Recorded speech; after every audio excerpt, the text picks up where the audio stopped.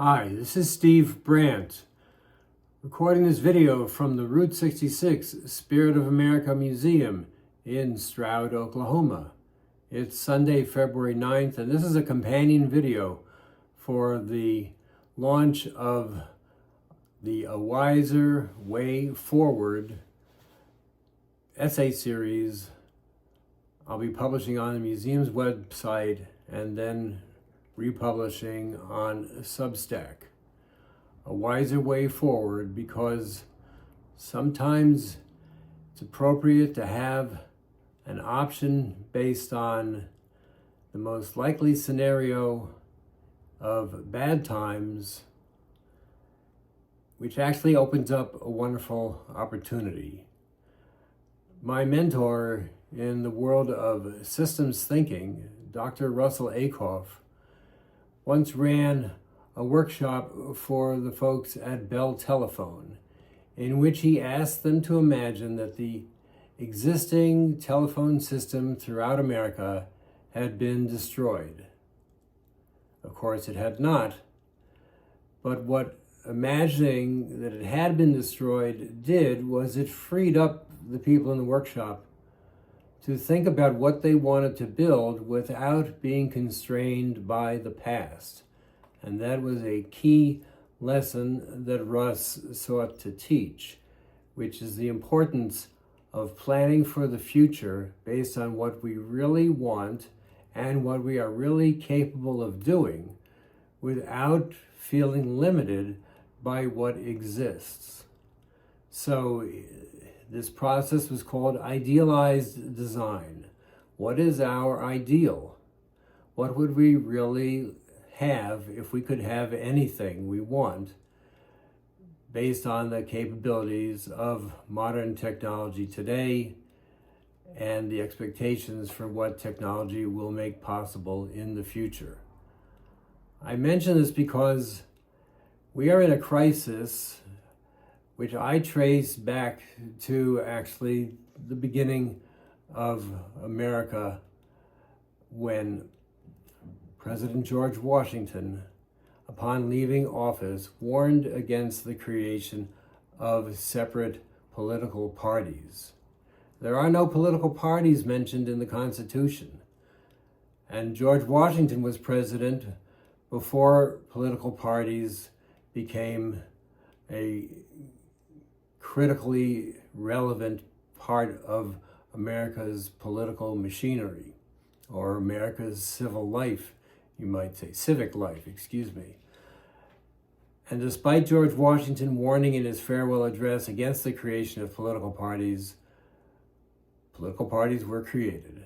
And now, nearly 250 years later, we can see the result that he warned against in full form. A divided country that, despite its name being the United States, is not the United States.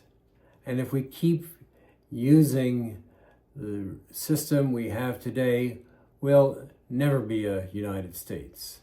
There is just too much anger at each side.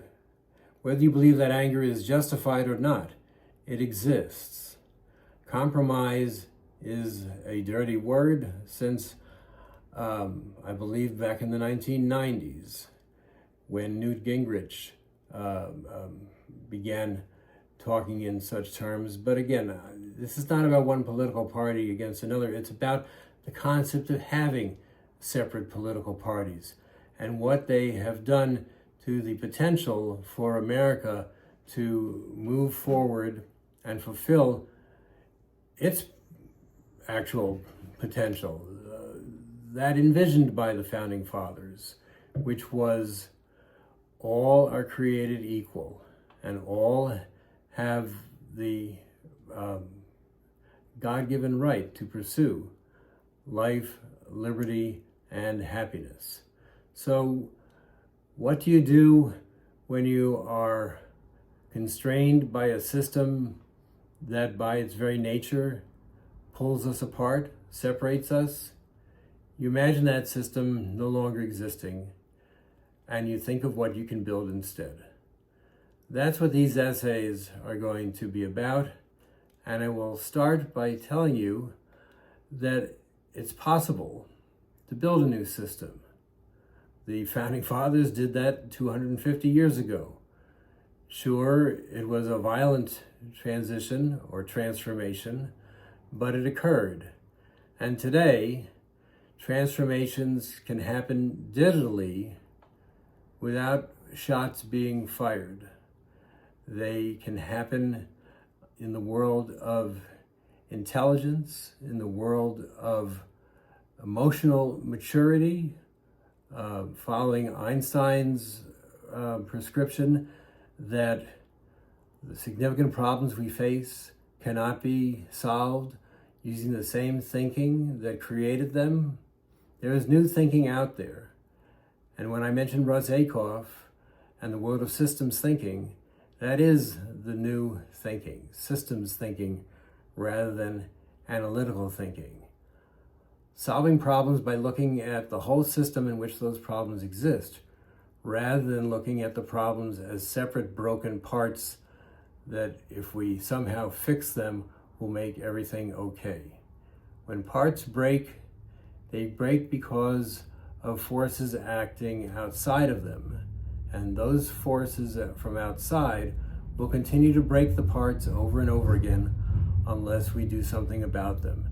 And that has to do with the design of the system. I will stop this video for now by mentioning the Malcolm Baldrige National Quality Award launched in 1980. The Baldrige program still exists. It's now called the Baldrige Performance Excellence Program. And there is a citywide version of it called Communities of Excellence. I'll put links to those two movements in the description of this video and in the accompanying essay. We have a great adventure waiting for us.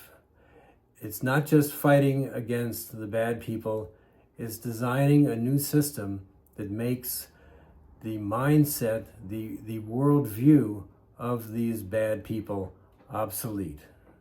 That's actually a lesson taught to me by Buckminster Fuller in addition to Russ Ackoff. So, have hope, everyone. A better future is possible. Systems thinking is the key way to approach our challenges, and I'll be writing and talking more about that soon. Thanks again for watching.